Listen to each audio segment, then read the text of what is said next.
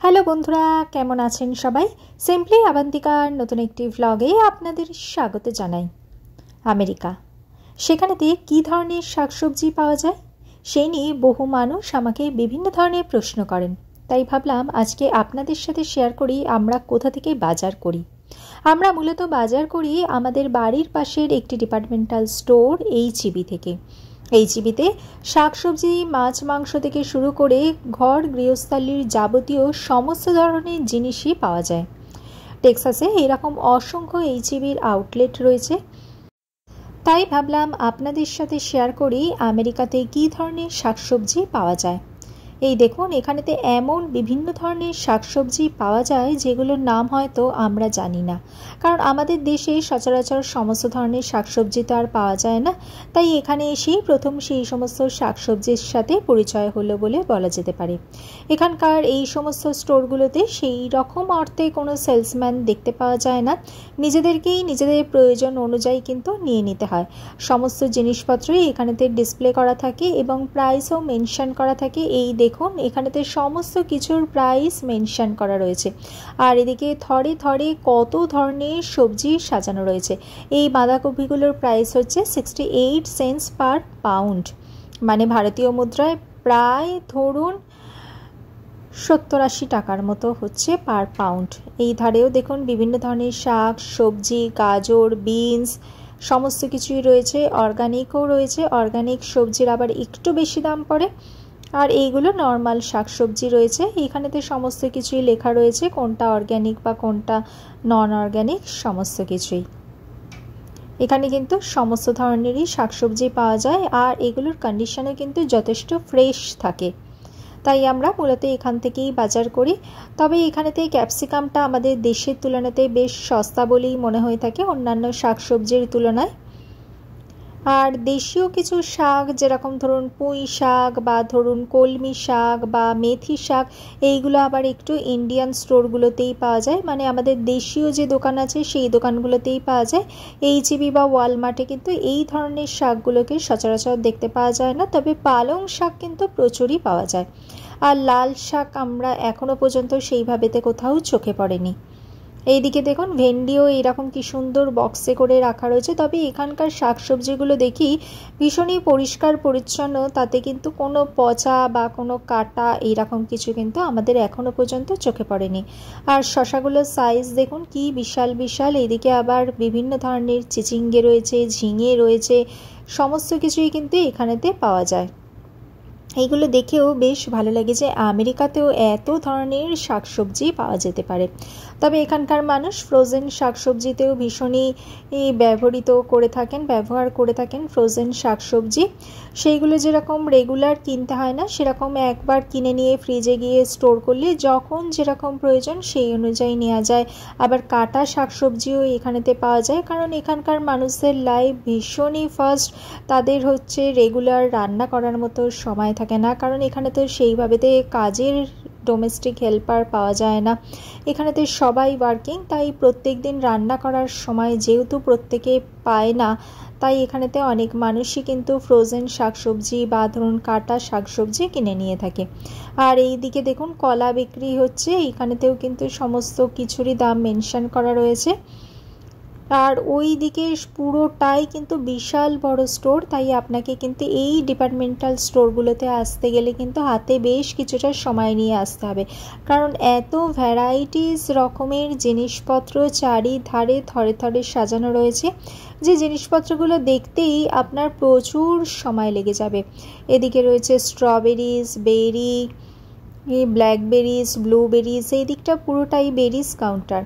এখানকার মানুষরা বেরি কিন্তু প্রচুর পরিমাণেতে খেয়ে থাকে, আর বেরি খাওয়াও স্বাস্থ্যের পক্ষে ভালো।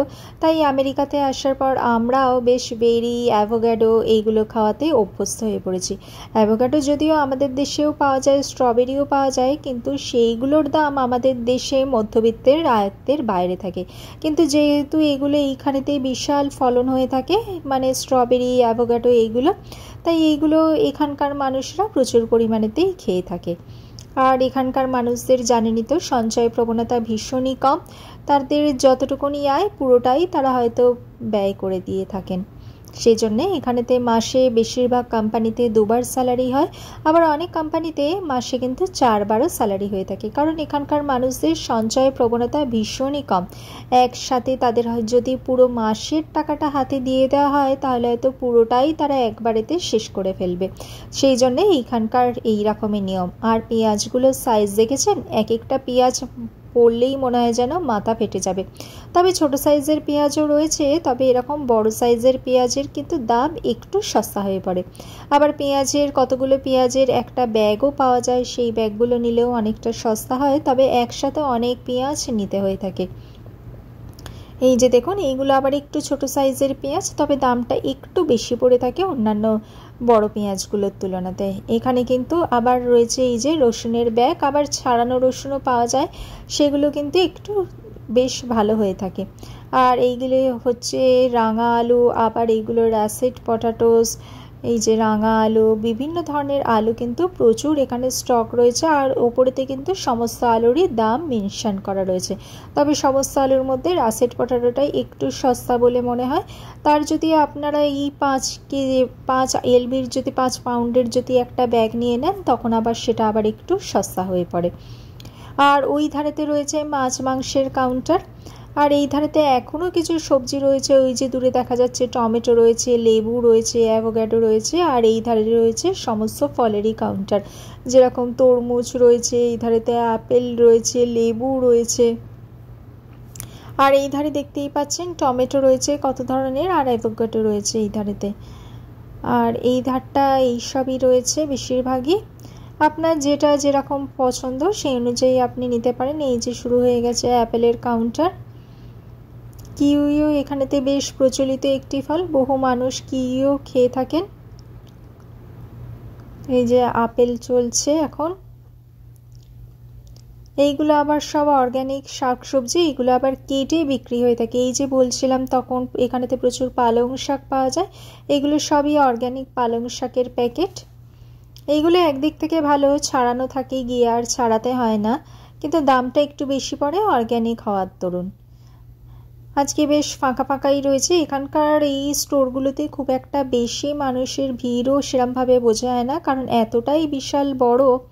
আর এইগুলো রয়েছে সমস্ত পেঁয়াজ, গাজর, টমেটো, এগুলো হচ্ছে সব কাটা, সমস্ত কিছু কেটে পরিষ্কার করে বক্সে করে এরকম করে বিক্রি করা হয়ে থাকে। এই দেখুন কি সুন্দর পরিষ্কার পরিচ্ছন্ন, বেশ ভালো কিন্তু এখানকার সিস্টেমটা।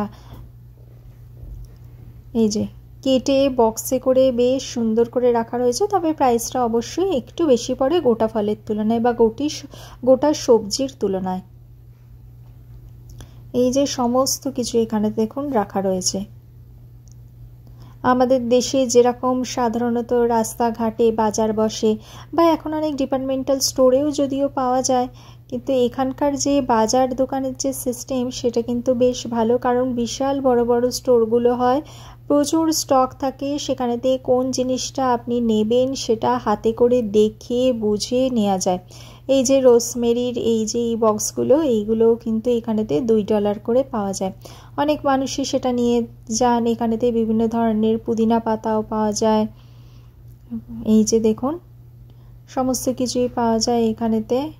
অ্যাসপ্যারাগাস, যেটা আমাদের দেশে কিন্তু প্রচুর দাম, সেটা এখানে কিন্তু আমাদের দেশের তুলনাতে একটু সস্তাই বলে মনে হয়ে থাকে। এইগুলো হচ্ছে বিনস রয়েছে, মাশরুম রয়েছে, সমস্ত কিছুই কিন্তু এখানেতে এই যে পাওয়া যাচ্ছে। এই দেখুন ফুলকপিগুলো কেটে প্যাকেটে করে রাখা রয়েছে, সিল্ড প্যাকেট। এগুলো আবার আপনাকে নিতে হলে পুরোটাই নিতে হবে। আর এইগুলো সবই হচ্ছে অর্গ্যানিক, তাই প্রাইসটা অবশ্যই একটু বেশি পড়ে। এই যে দেখুন এখানে আবার বিভিন্ন সবজির মিক্সচার রয়েছে। এখানে রয়েছে কিছু বাঁধাকপি। চলে এসেছি মাছের কাউন্টারে। এই যে স্যামন মাছের ফিলে, এইগুলো এইখানে পাশাপাশি রয়েছে স্যামন রয়েছে, তেলাপিয়া রয়েছে, ট্রাউট রয়েছে, বিভিন্ন ধরনের মাছ। এক একটা মাছের অবশ্য প্রাইস এক এক রকম। তেলাপিয়াটাই সব থেকে সস্তায় পাওয়া যায়, এগুলো সবই ফ্রোজেন ফিশ। আর এখানেতে আবার ছোট ছোট কিছু মাছ রাখা রয়েছে এখানেতে। এই দেখুন কি বিশাল সাইজ এটা। এখানেতে আবার আমেরিকান কিছু ফিশ রাখা রয়েছে। আমেরিকাতে আসার পর পুকুরের টাটকা জলের মাছ থেকে আমাদের ফ্রোজেন মাছে অভ্যস্ত হয়েছে, বাগানের টাটকা সবজি থেকে ফ্রোজেন শাকসবজিতে অভ্যস্ত হতে হয়েছে, কারণ এটাই এখানকার কালচার। আমেরিকাতে এই দেখুন বেশিরভাগ মাছই কিন্তু এরকম ফ্রোজেন মাছই পাওয়া যায়। এখানে কিন্তু এইরকম আমাদের দেশের মতো এরকম মাছ পাওয়া যায় না। এই যে চিংড়ি রয়েছে, কাঁকড়া রয়েছে, সমস্ত কিছুই কিন্তু এইরকম ফ্রোজেনই এখানেতেই বিক্রি হয়। আর এখানকার মানুষ কিন্তু এরকম ফ্রোজেন মাছ খেতেই কিন্তু ভীষণভাবেই অভ্যস্ত হয়ে পড়ে।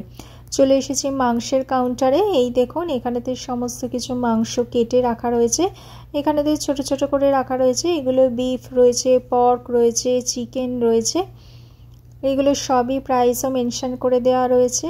আর এইগুলো সব বডি পার্টস অনুযায়ী আলাদা আলাদা করে ট্রেতে করে রাখা রয়েছে। এগুলো সেমি কুকড, আবার ফুললি কুকডও রয়েছে, আবার আপনি র চিকেন বা র কিছুও পেয়ে যাবেন। এই যে চিকেন ড্রামস্টিকের প্যাকেট। কে আমেরিকার সবজি বাজার বা মাছ মাংসের বাজার কেমন হয় আপনাদের সাথে শেয়ার করলাম। আশা করি ভিডিওটি ভালো লেগেছে। দেখা হচ্ছে পরবর্তী ভিডিওতে। ভালো থাকবেন, সুস্থ থাকবেন।